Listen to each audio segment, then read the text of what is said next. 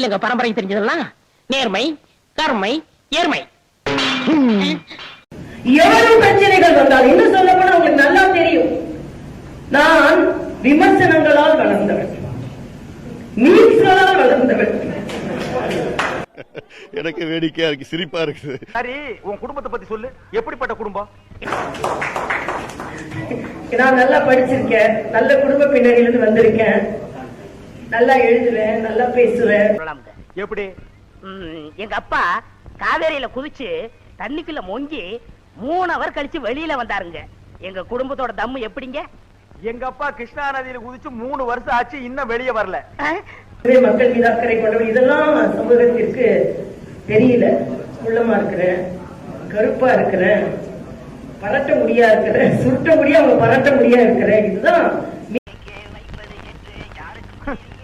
என்னைய தலை வச்சிருக்க? பந்தல்ல பாவக்கா கூடி பண்ண மாதிரி. இனிமே என் பார்பர் ஷாப்புக்கு நீ வர்றதுன்னா உன் செலவுல சீப் ஆயிட்டு வரணும். திரும்ப மீம்ஸ்ல போட்டு சொல்லிக்கொண்டே வந்தார். நான் நினைப்பேன், ஏன் என்ன மாதிரி, ஏன்னா வேற எந்த தலைவரா இந்த அளவிற்கு மீம்ஸ்ல மாற்றாங்களான்னு கிடையாது.